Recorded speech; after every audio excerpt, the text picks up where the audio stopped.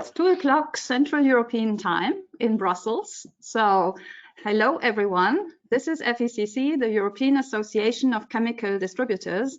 My name is Dorothee Arns, and I'm the Managing Director of FECC, and welcome you warmly on behalf of our own association and our very prestigious partner for this webinar, which is NCEC, the National Chemicals Emergency Center. And we are more than happy to have a fantastic speaker from the NCEC on board, and also our own Gerhard Albrecht. And before we go into the topic, and I tell you a little bit more about what's coming up for you, let me quickly do some housekeeping remarks, which is our usual introduction and also a must. And of course, since we have a very mixed audience today, and not everybody might be familiar with the two organizations, it's my pleasure to quickly introduce the FECC to you. So we are the European Association of Chemical Distributors, and we represent around about 1,600 companies across Europe, of which many are small and medium-sized enterprises, many of those also family-owned, via national associations, via company members, and via associate members from the value chain, from the various parts of the chemical value chain. And from the participants of today, we know that actually all parts of the value chain are also represented here in the audience, which is excellent news. So quickly, one word on chemical distribution in Europe. We stand for around about 30,000 highly qualified jobs, direct jobs, but of course, counting also the multiplier effects along the value chain, together with the direct jobs, then we end up with round about four times as many, again, highly qualified jobs. We also represent 28 billion euro of annual sales. And what is very specific about distribution is that we are placed in midst of all chemical value chains. We cover all segments from fuels and petrochemicals up to life sciences and pharmaceuticals. Of course, we represent a broad variety of supply chain functions. And what is also very specific about us is that we serve everyone, every size of business, from the sourcing side also to the sales side. And the supply chain functions you see here in the pictures, ranging also from warehousing to logistics, packaging. Actually, everything which is somehow linked to handling of chemicals is performed by chemical distributors, which of course explains our high interest in this topic. Next one. Some housekeeping remarks. First of all, this is, since we are an association, this webinar will take place under the guidelines of European associations and antitrust law. So that means we will not talk about specific clients, about pricing or other topics which might be skating on thin ice. Secondly, and contrary to many of other webinars we have held as FECC, this session will be recorded.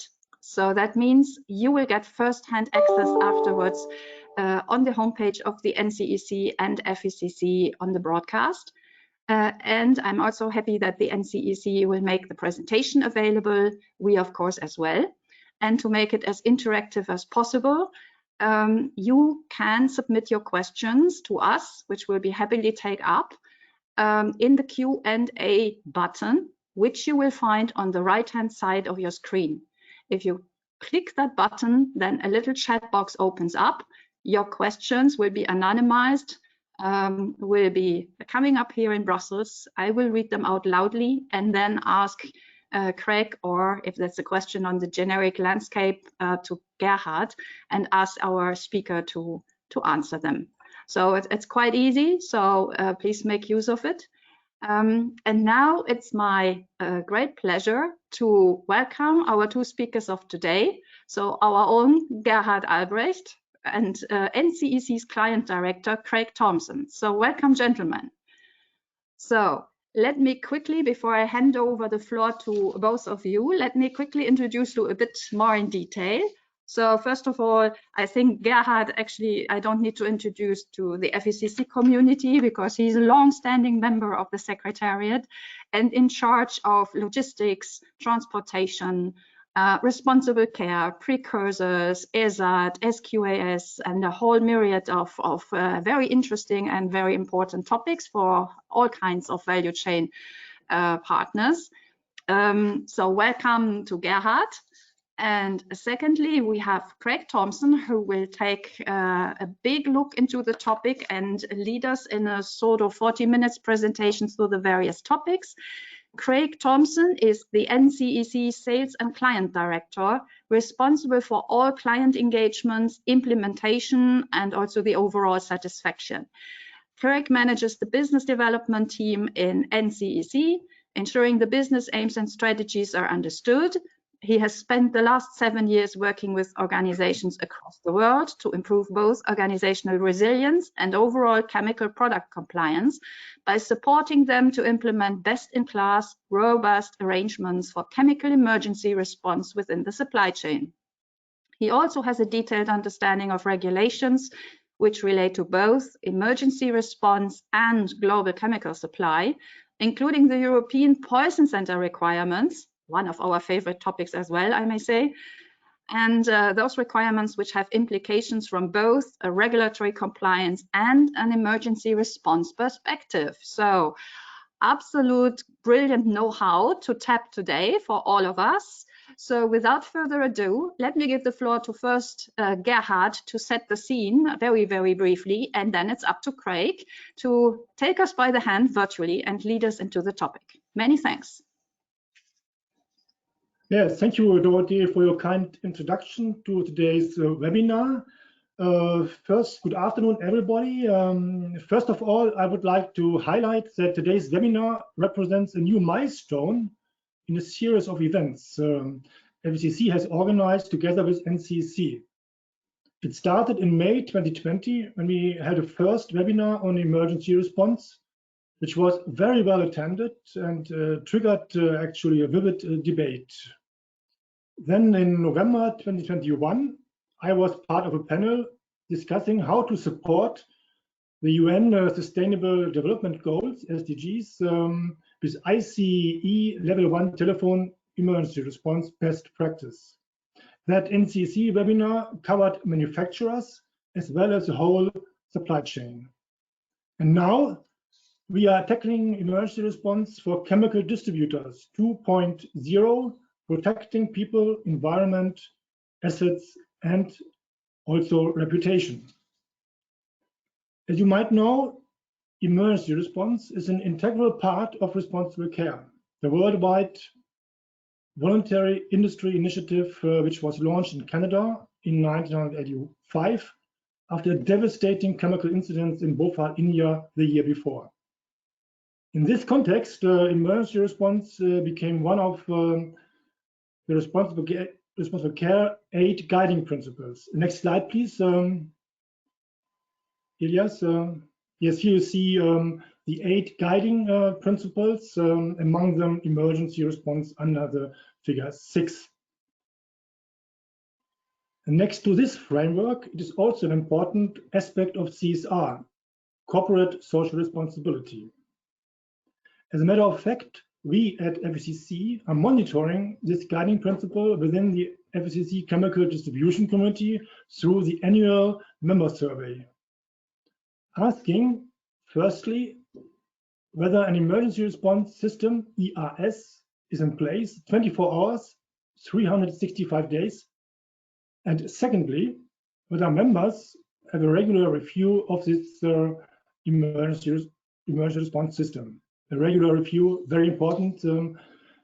Then, furthermore, emergency response represents a KPI within the FECC European Responsible Care Program, and it features also in the new digital responsible care self-assessment web tool, built in conjunction with Fecc, exploring how is the organization prepared for emergencies.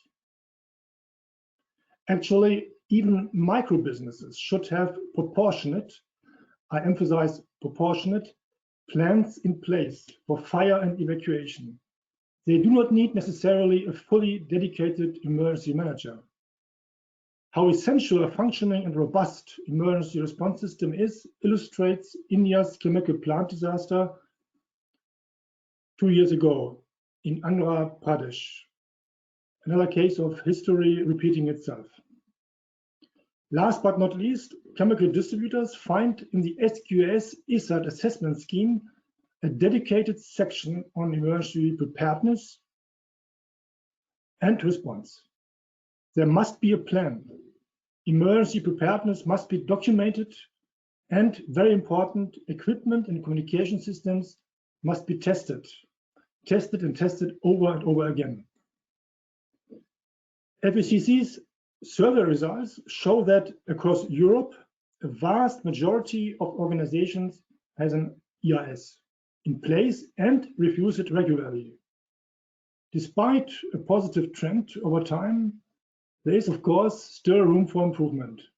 Therefore, the CEFIC guidelines as well as the FECC guidance on emergency response come in handy and can be considered as very useful for the whole chemical supply chain, from manufacturers to downstream users. As a member of the CEFIC ECI Intervention and Chemical Transport Emergencies Network of Experts, we are aware of the high quality of these guidelines, which we also disseminate in the chemical distribution sector. And now I'm delighted to hand over to Craig Thompson, Technical Director at NCC, who will provide us with more insight and a deep dive into emergency response, the regulations behind it, as well as crisis management. The floor is yours, Craig. Perfect. Thank you very much, Gerhard, Dorothy, and all. It's lovely to be here with you all. Just give me 2 seconds whilst I can do the screens, and then we'll be right with you. There we go. Yes, sorry about that. So thank you very much. I'm very excited to be here with you today, talking about emergency response, some of the different drivers and considerations that you need to be aware of when you are thinking about your emergency response provision. And very quickly, I just want to contextualize what we mean when we say emergency response. The top two are probably a little bit more understood for you. So considering emergency response from the perspective of transport emergencies, so the transportation of your goods from one location to another, whether that's in bulk or finished products or something else, or supply emergencies being the other of the most commonly viewed. So this is emergencies at the point of use, whether that's an end user with a finished product, whether that's a product that's going through further formulation or some other sort of aspect, typically emergency response numbers associated with safety data sheets and things like that. There's another couple of considerations for emergency response that's important to take as well. So for instance, site emergencies, in many ways, the flip side to chemical supply emergencies. This is a within the fence type of incident that might happen on your own site, with your own supply product, potentially whilst you're storing it, potentially whilst you're repackaging it, or doing something else to that. And then the final element, which is really critical when we come on and talk about the link into crisis management, is the notification of non-chemical and indeed chemical emergencies themselves back into the business. So making sure that people within the organization know that something has happened, and they can put in place their own mitigation or management controls to respond to that at an organizational level. And again, we'll come back onto that in a few minutes. But let's simplify it right down to start with. Essentially, when organizations are considering or putting in place emergency response, they're doing so because of these 4 reasons. Now, some organizations might just do it for one, some might do it for multiple, but ultimately it breaks down into one of these reasons. They're either doing it for global compliance, so there's regulations across the world that need to be conformed to manage their own risk, to align with customer expectations, or to derive some additional value from their emergency response. Now, we'll go into each of these in a little bit more detail, but before we do, I just wanted to jump straight into a poll and get an understanding from what you know already and what your view are from these drivers, what you think you're most aligned to, whether that's organizational or your own perspective. Which of these 4 areas do you consider the most important from an emergency response perspective? Compliance, risk management, customer expectations, or added value? And we'll just give you a second or two to complete that.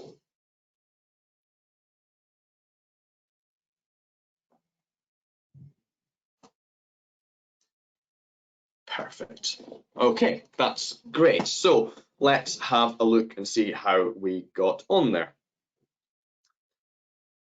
Interesting. Yes. Okay. Not unsurprising, I would say. Just under 60% are doing it for risk management purposes, kind of a third-ish doing it for compliance, and then a little bit of customer expectations and added value dotted around there. So that's really great. This is, I would say, on par. I would say maybe a little bit more focused towards risk management than some previous times I've asked the same question, where it's more 50-50 split between compliance and risk management. So that's really great. So thank you very much for that. So the first thing we talked about is regulation. And when we think about regulation from an emergency response perspective, we often think about phone numbers and where these should be displayed. And this is really important. There are regulations across the world which dictate phone number display on transport and supply documentation, where there should be a local number, where there should be local language, and so on. And that is really important, but there are other considerations that kind of sit within that compliance box that is really worth thinking about. So, for instance, particularly when in a distributor environment, it can be really easy to think about putting the onus on the manufacturer and using their paperwork. That's their product. Ultimately, they need to provide a safety data sheet to you. You need to provide it to your customer. It makes sense to follow that down. But there are still key reasons for you to act and consider whether that is robust enough. So if you are providing what is effectively a legally required document within a safety data sheet, do you want to be sure that the response on that number is as good as it can be? And do you actually know what happens to it when a customer calls that number? Now, if you're flowing your manufacturer's processes down there, for instance, you might have a compliance risk that you may be exposed to, which you don't necessarily realize because you're using your manufacturer's number, for instance. So there is a role, even in a distributor environment, to understand these numbers that are being displayed. Away from the actual number element of a lot of these regulations, they do go on and make it clear that planning for emergency situations should have taken place within the organization. So organizations should also have gone through that process of planning. What happens if there is a downstream incident and you are responsible for the product, or the customer is looking for you for help? What arrangements do you have in place, and are they fit for purpose? And there's also the principle of duty of care. Now, as Gerhard said, duty of care underlines principal care, underpins responsible care, which often means that you have to demonstrate that you've done everything reasonably practical to avoid prosecution in the event of something going wrong. Doing the minimum expected of you by regulation is not necessarily doing everything reasonably practical, and neither is relying on the manufacturer. So there could be duty of care implications here as well. It's very important for you to consider. The second area focuses on preparedness. An incident could occur anytime, anywhere, and a rapid and effective response will help. It will help you reduce the impact of the incident on what we refer to as PAIR, so people, environment, assets, and reputation. And this is ultimately about your supply chain management and business continuity. Whether you're protecting people, whether it's the environment, whether it's your assets, ultimately this is coming down to protecting your own reputation and critically your own financial exposure. When something does go wrong with the product that you're responsible for, providing a robust response actively manages the cost of that incident. And more on that later. But this is effectively a recognition that the safety data sheet, the product label, dangerous goods declaration, whatever it is, will not provide all the answers in the event of an incident. And so by themselves, these might not be appropriate to manage your risk. particularly when you're not authoring the safety data sheet, but then relying on this to manage and protect your own risk exposure. Ultimately, you're putting that in the hands of your supplier. Now, it's great that 57%, I think it was, of you are focusing on risk management, and that is really, really critical. As we'll see when we look at the third option here, for instance, that's still a very inward-looking way of applying emergency response. It's critically important, but it's very inward-looking. But it is useful to also look outwards and think about how much value your customers can and do service from your emergency response. And I guess by customers, I also mean by extension downstream suppliers, haulage companies, for instance. It's important to consider that your customers have a certain profile of risk associated with their use of your products. Whilst this risk can be mitigated, there's still an explicit expectation that the person supplying the goods will be available to support them during their instance. And finally, there are wider reasons to put in place good quality emergency response, where you can derive additional value from them. I'm really interested in that 2-3%, what additional value they recognise from the emergency response. This is about pulling value forward, aligning with global frameworks like the SDGs, like ISO 14001, both of which talk about reducing environmental harm. And from your own policies, what does your sustainability policy say? Most chemical companies' sustainability policies talk about reducing harm. And it also underpins the principles of responsible care, which again Gerhard talked about, and I don't want to dwell on in too much detail here.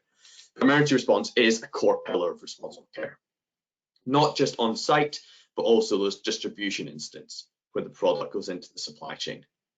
And the various different assessment tools and frameworks all have specific elements that talk about emergency response, which you need to demonstrate to achieve the minimum standard. Now, the point I want to make here is that responsible care isn't actually about ticking a box. You shouldn't be putting emergency response in that just ticks a SQAS assessment box, for instance. Responsible care is about ongoing and continual development and improvement. And I would argue that just by having an emergency response program that might tick the box doesn't necessarily mean that it's appropriate. Appropriate to me means being able to provide the best help, support, and advice to the caller at the point of the incident in their local language, following best practice. And that's what we're going to go on to explore next. But before I do, I think it'd be really interesting just to understand where you sit within the realms of responsible care. So have you gone through SQAS or ESAD or similar level of assessment? No, you haven't yet, but you might benefit from some additional information on that.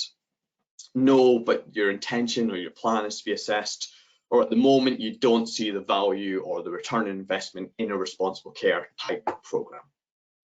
So again, I'll give you a second or two to complete those whilst I have the drink.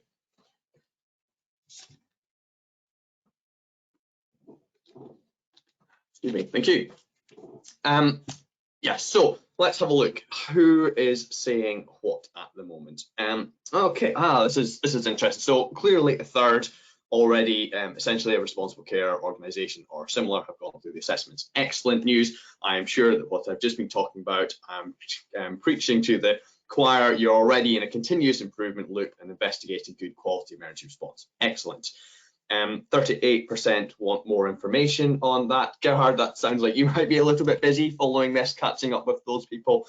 And then a lower number looking to get assessed down the line or not quite seeing the value of the return on investment in responsible care cases. So that's really interesting. Thank you very much for that. And I guess the summary point of section 1, if you will, is that this is important because global trade and global businesses need a safety framework that aligns to the needs of those that require it. And I think the those that require it point is really critical, because when we talk about downstream emergency response, generally speaking, you as the product owner isn't the one that's going to require it at the point of an incident.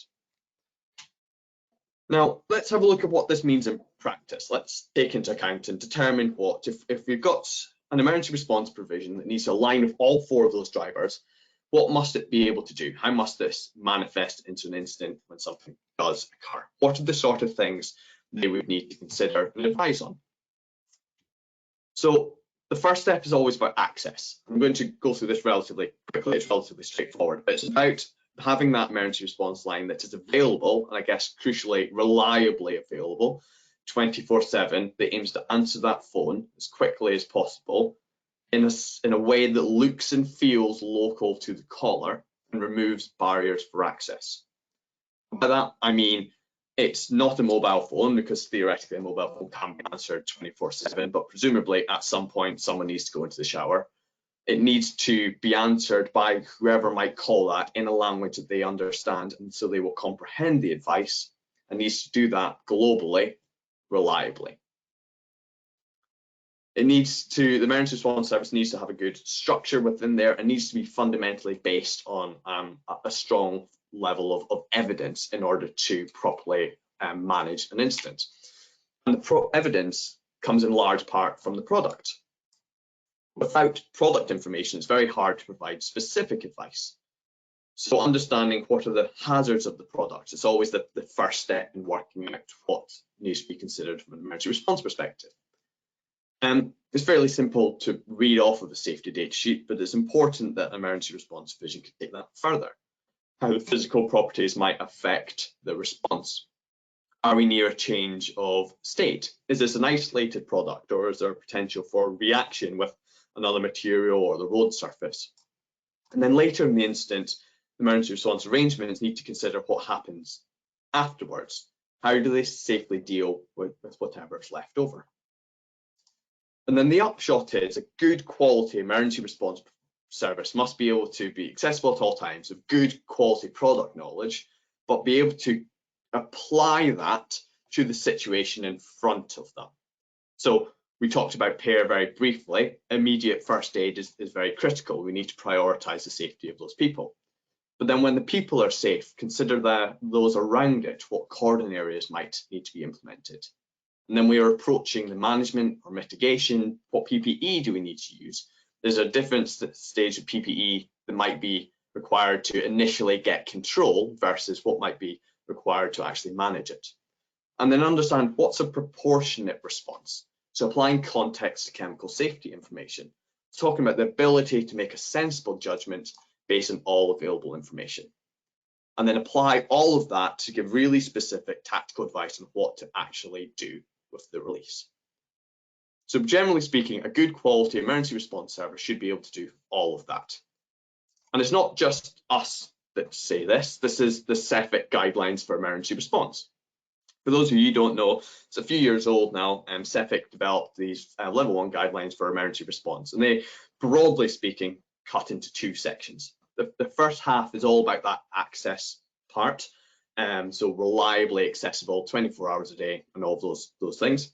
And the second part is really crucial in terms of applying that support. So the knowledge of chemicals and chemical behavior, the tactical awareness, and then taking that and applying it to the circumstances in terms of advice.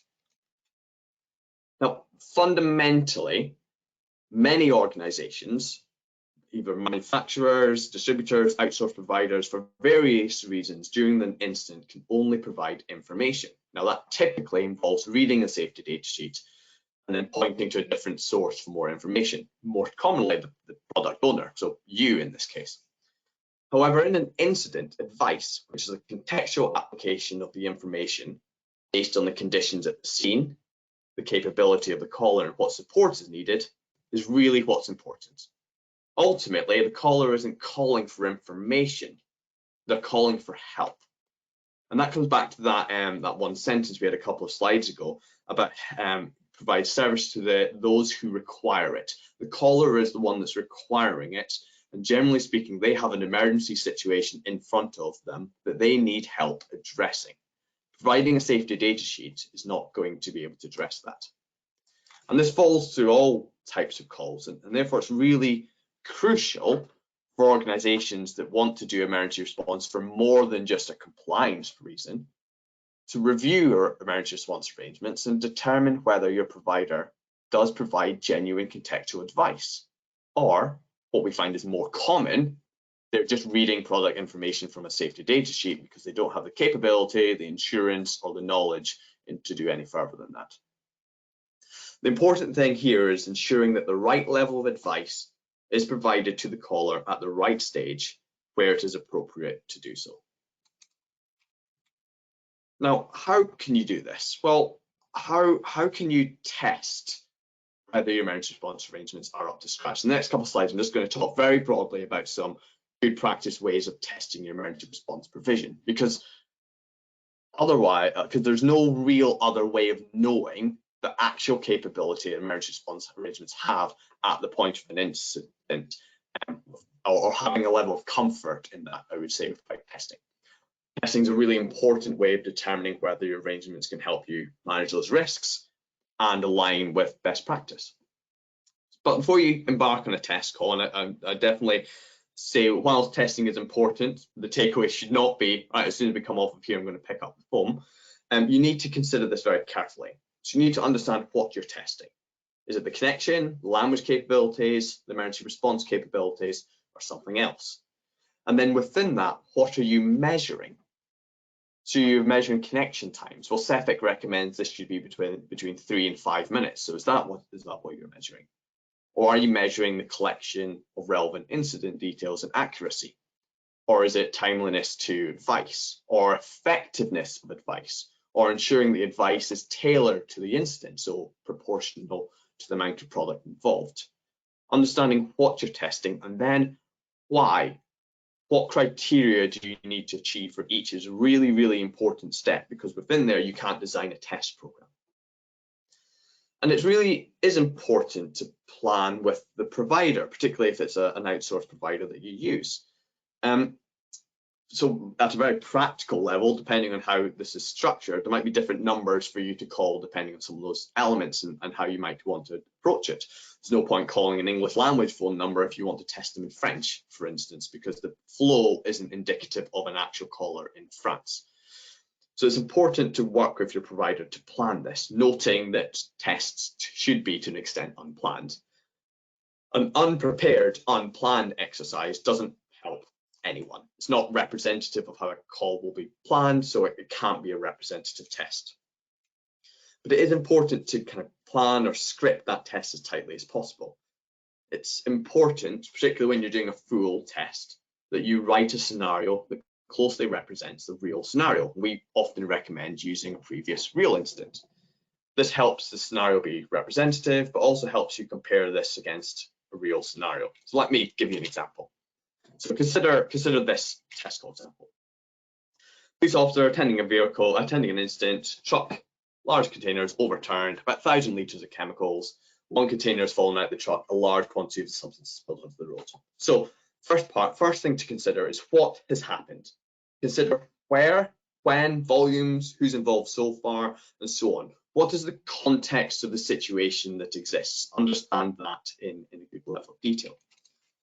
And then what is the product? So this is product X and company owner Y. Obviously, it's an indicative example, but it's really important for you to know what is involved and link this specifically to one of your actual products that you're testing for. And I guess kind of goes without saying, but I'm going to do it anyway, that the hazard should relate to that actual product as well. And then finally, and really crucially, what help do you need? Incident calls always start with a question. What are the hazards? What PPE should I use? How do I clean it up? A good emergency responder's role is to see beyond just the initial question and provide comprehensive advice on the back of that. So in answering a cleanup question, an emergency response organisation should describe product hazards and required PPE. But to keep the test as realistic as possible, the caller should describe the assistance that they need. And it's also really important to ensure that the help required is relevant to the caller. So a warehouse manager would not require help on appropriate firefighting foam to use, for instance, or a fire officer is unlikely to ask for contact details for disposal companies. So keep that within context to make it indicative. And it's also important to prepare answers for questions that the emergency response organisation could ask. Now, a good emergency responder will ask a comprehensive list of questions until they have established an understanding of the incident. including equipment and services are available to respond to the challenges that are in front of them. Now, clearly, when designing a realistic test, it's important to have good quality answers to those questions. So questions to consider is, where is the incident? Where's the truck coming from? What quantity is released? Has anything flowed into a drain or a sewer or a river? Are there drains nearby? What kind of equipment and training is available to clean up as a result? Now, hopefully this is some starting points to think about when planning a test call. However, I don't say this immediately go and start dialing your emergency number. This should be really considered and planned with your provider if you use one. You also need to be entirely clear right at the top of the call that this is a test call to ensure that emergency response organization is able to prioritize a real emergency if necessary. So it's certainly something I recommend considering rolling out a test program. So I've got a further poll here, a more straightforward one, effectively, just to understand whether you feel you're currently testing your emergency response provisions effectively.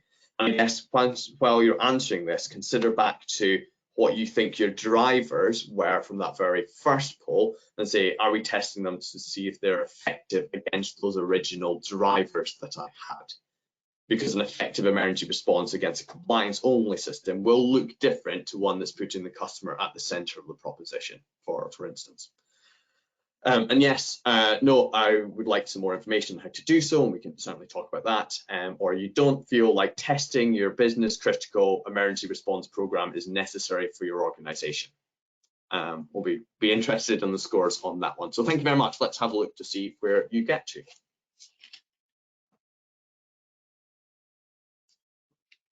Okay, relatively low numbers of people testing, but massively not surprising. I think many organizations out there, I'm not going to say take emergency response for granted, but have it in place and don't really think about it. And certainly a more comprehensive test program is really important. My contact details will be right at the back end of this presentation for that 60-ish% who want to talk about testing. Please do reach out to me on there. And I'm going to, for the benefit of the doubt, assume that the 13% are not chemical producers or manufacturers or distributors, and therefore don't think that testing crisis management programs is necessary. Okay, thank you very much. So the last section I wanted to talk about in the next 5-ish minutes is about the link between emergency response and crisis management. So this is a bit of a messy graph here. It's just kind of to illustrate a point. Effectively, the big black line in the middle is the incident. Everything before that is planning, preparing. Everything after that is the response. The reason why I put this up is that emergency response plays a critical point because effectively it is the front line of your business continuity and crisis management plans. If something happens in your supply chain, this is how you will hear about it. And how you respond in that exact moment will determine how that incident will proceed and the effect on your organization. Therefore, emergency response should be a fully integrated part of your wider crisis and business continuity plan. And that starts from the pre-incident side, understanding the risks, evaluating these, testing and training. So when an incident does happen, you're able to respond quickly and effectively. And bearing in mind that a chemical incident can have a number of multiple escalations. So if the product's at the side of the road, it's not getting to your customer, so there's at the very least a customer management perspective there. Is emergency services at scene? Okay, this is getting a bit more significant. Is the media at scene? Well, now we're into reputational damage. Is there a fatality or a major injury involving your product? Right, now we've got a whole different situation in front of us. And in many of these, you want to know, and you want to know quickly. You want to know that the scene's been handled from an emergency response perspective, but you need to put in place a business response and integrate that to your crisis management plan. So how involved are your business continuity team in your emergency response arrangements? Does emergency response just sit as a regulatory tool and doesn't have any links into business continuity? Is it in your crisis management plan? Is there benefit in getting them involved and integrating them? There certainly is, and in the next couple of slides we'll unpack that a little bit more. Now, all companies handling hazardous materials need to accept that at some point an incident will occur. We're all seeking to minimize that and to encourage that not to happen, but if we work from the basis that an incident will occur at some point, that allows us to plan and react a lot better when it does. An emergency response provider will act as that first point of contact, providing the necessary advice to protect people, property, and environment, and reduce that real financial and reputational risks of a poorly handled incident. But a company's risk management framework is only as robust as the quality of emergency response. So this chart here shows an incident that can interrupt business continuity. And the longer that incident is allowed to progress, the greater cost it will have and the harder it will be to return to business as usual. Rapid access to advice at the scene enables first responders to resolve the incident as quickly as possible and prevent escalation. Without having the right advice or information available in a timely way, a business leaves to fate the scale of the incident and the speed of the recovery. Now, sometimes a company may have a lucky escape and return to business as usual quickly. However, in other cases, the impact of an incident on supply chain, confidence, customer relations, corporate reputation, and the overall cost of the incident can be so great that companies never fully recover. And I guess this is really crucial from a distributor perspective because, as we talked about before, many distributors we've seen flow down emergency numbers from the manufacturer paperwork into their supply chain.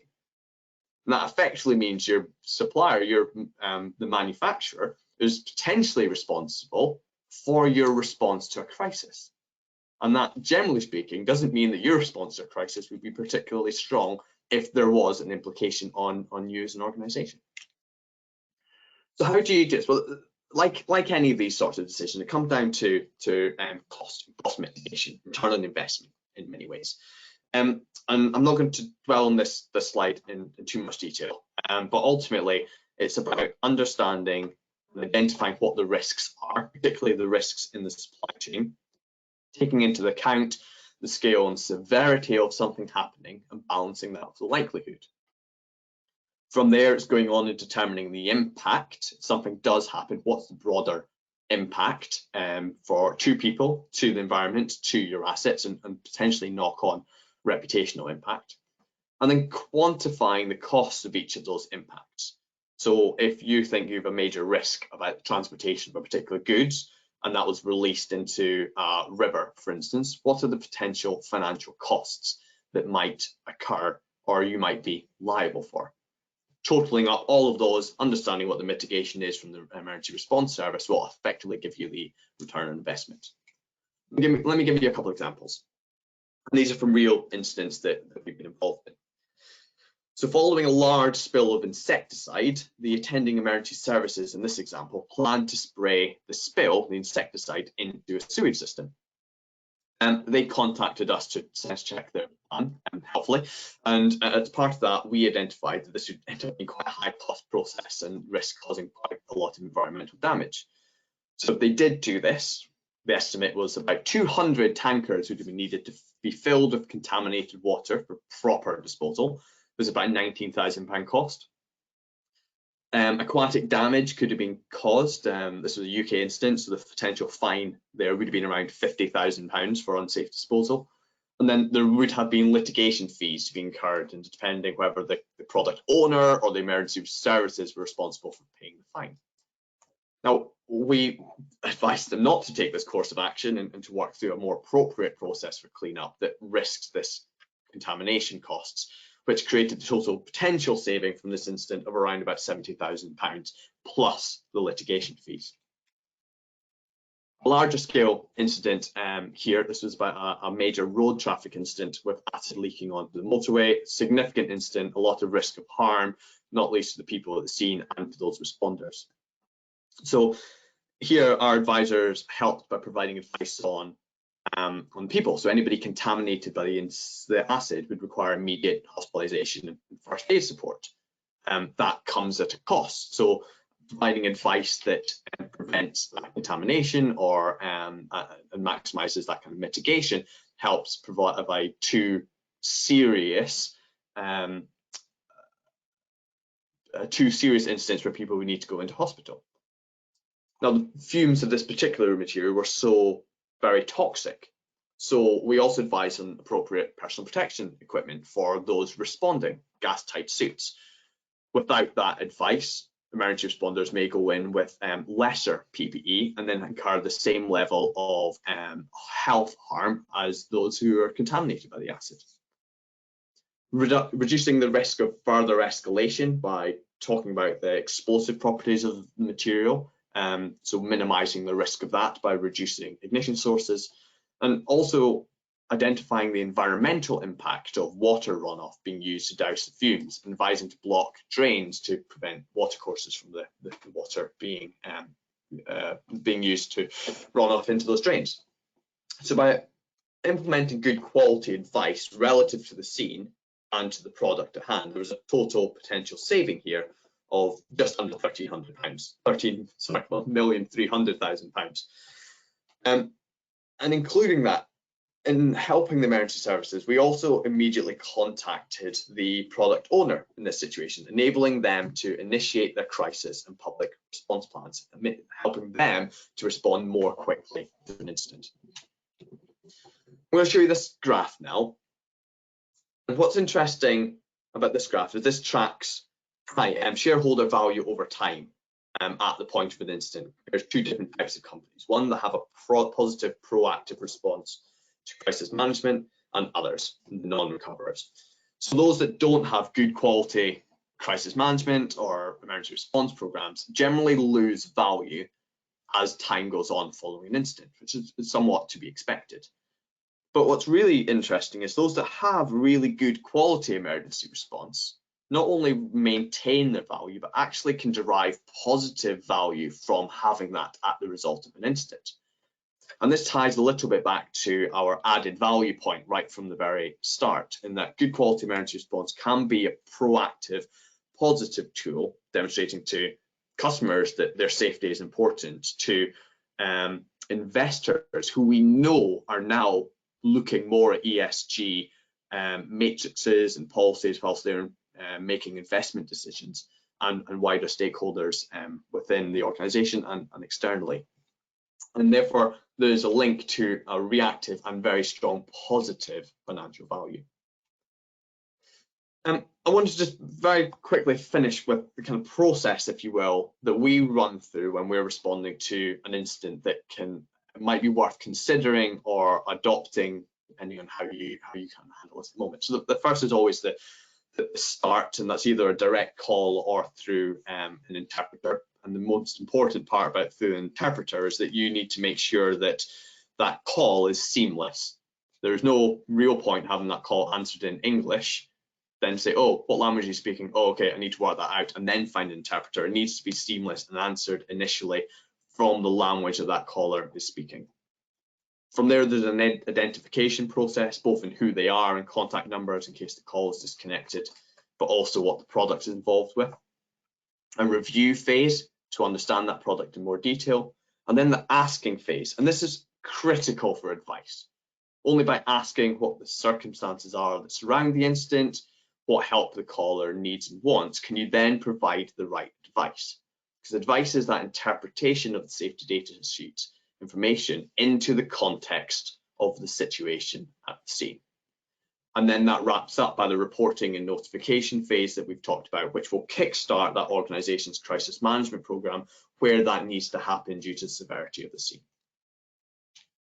So before we take your questions, a couple of closing takeaways for me. First thing is to identify your drivers. We talked about that at the start. Work with your wider stakeholders to determine your organisational driver, what your organisational drivers for emergency response are.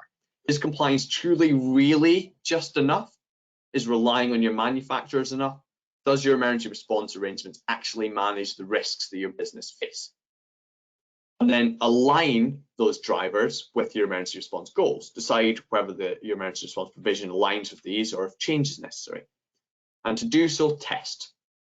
Develop a comprehensive real-life scenario to test if those provisions perform how you expect it to, remembering to set the criteria in advance and aligning to your goals and your drivers. And integrate that into business continuity. Ensure your emergency response arrangements truly integrate with your wider crisis management approach.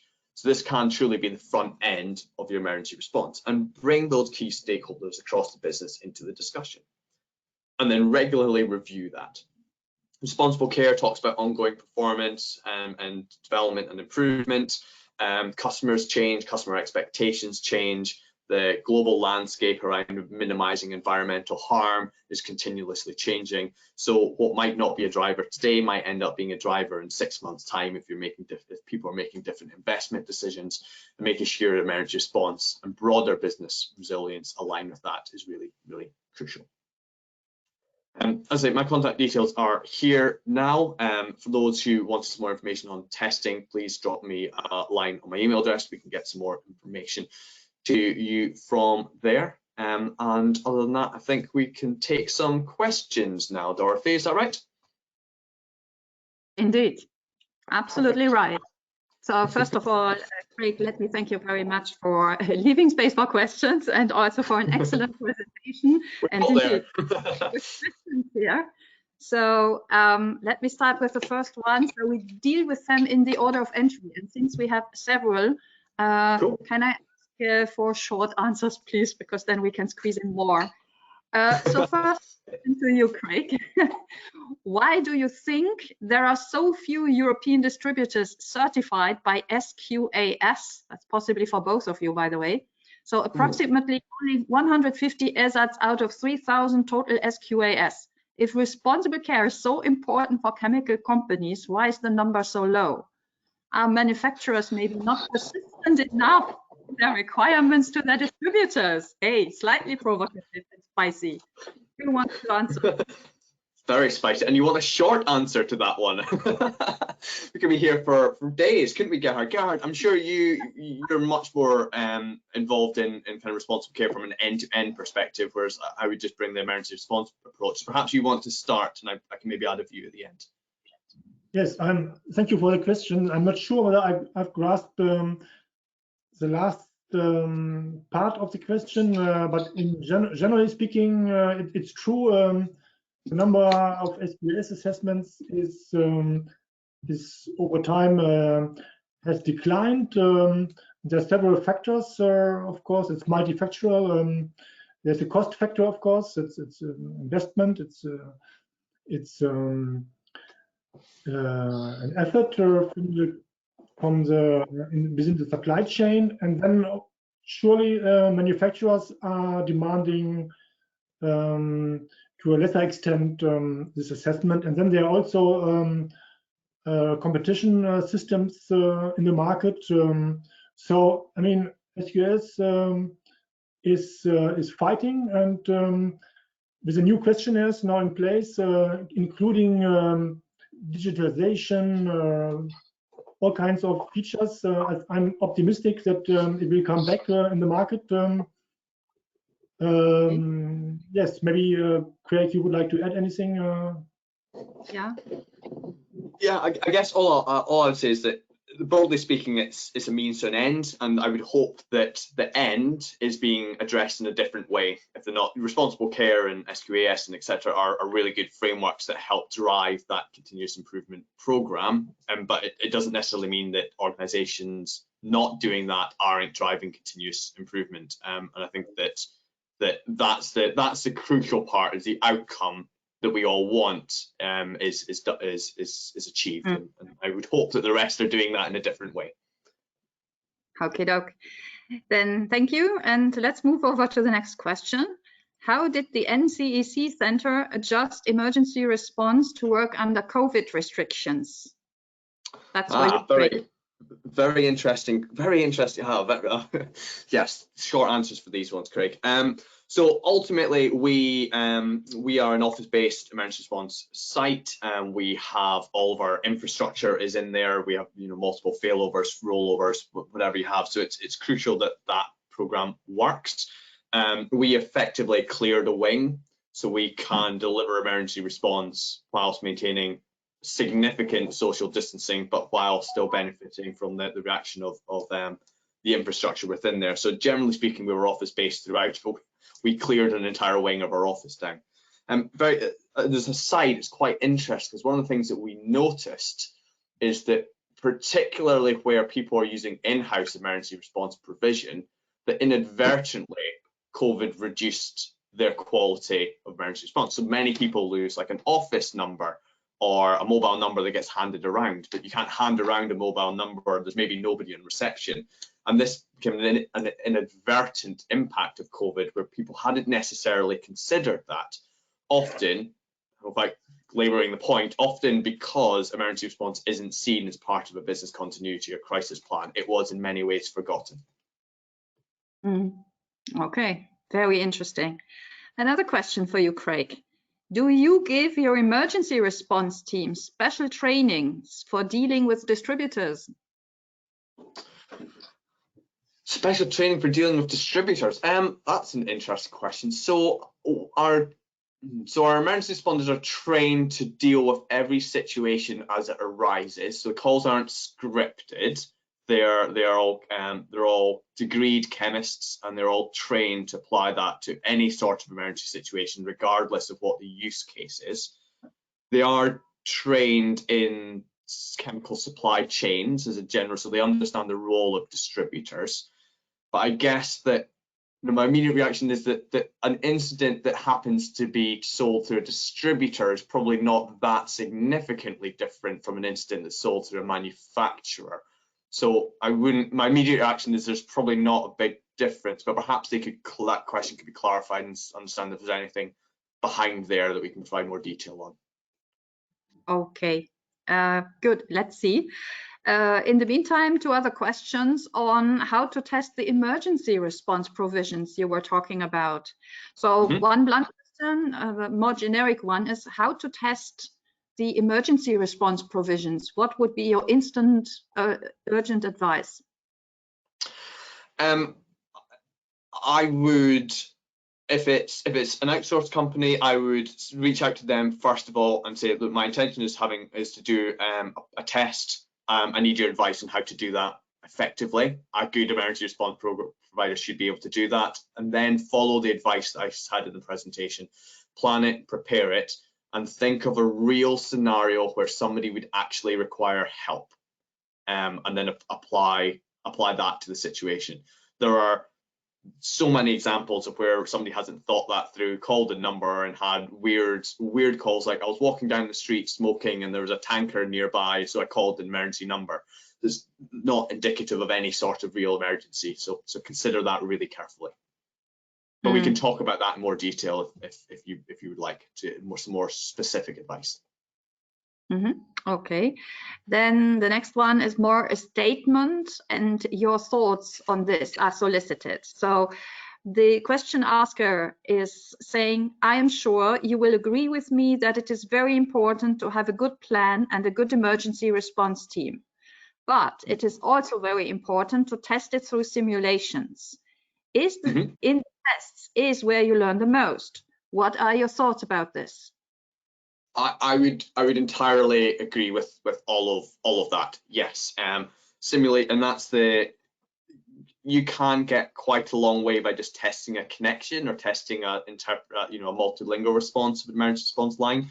But the only way you will have confidence if that aligns to the CEPA guidelines, if it provides advice, if it does more than just reads out a safety data sheet, is write a scenario, call them up, and pretend to be somebody who has a genuine incident and see how they respond to it. As I say, follow all of the advice that we talked about, plan it, prepare it, but ultimately that's the only way that anyone can get confidence in how that works. And it helps us. We like them too, because it's a good opportunity to get real feedback, because we tend not to get that much feedback during real incidents. Okay, then the last question we can take for today. So we understand that the concept of emergency is not only related to an accident. We believe that it is something broader and includes incidents caused by the weather, hackers, or health emergencies in products for human or animal or food. Do you agree?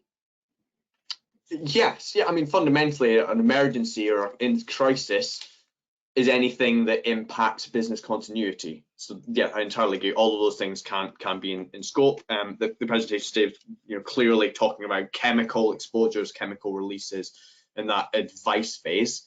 But many companies use their chemical emergency response function as a broader, like, instant notification program. For instance, so like anything from my employee is in China and lost their passport through to, okay, this site is on fire and we've just evacuated it, our crisis comms team need to know about it. So yes, you can apply a lot of the programs from the chemical emergency response line into notification of broader emergencies relatively easily. Mm-hmm. Okay, so that brings us to the end of today's webinar, and actually that was also a very nice final statement from you, Craig, and also from the guy who asked the question. So many thanks for everyone who submitted the questions, and of course special thanks to you, Craig, and to Gerhard, to you as well, for excellent presentations. And I think it was clearly underlined how important this topic is. Don't wait until the accident and the incident have happened. Prepare beforehand. And as Craig has rightly pointed out, more and more investors and other stakeholders, neighbors, but also employees, really emphasize the issue of sustainability and environmental, social, and governance targets. So I think this all underlines that this is possibly not the last webinar on this topic, but for today, the time has run out. Many thanks to both of you for fantastic presentations. Many thanks to everyone who submitted the questions, also to Elias, who ran the show behind the scenes, and to Annie on the NCEC, the co-congenial partner of Elias there on the technicalities. And most of all, many thanks for everyone who listened in today, and stay tuned for the recording on the homepages of both NCEC and FECC. And for any further follow-up, as Craig has said, either turn to Craig, whose contact details were in the presentation, or to Gerhard, who will be happy to follow up with you. Many thanks and stay safe. Bye-bye. Thank you all. Bye-bye. Bye.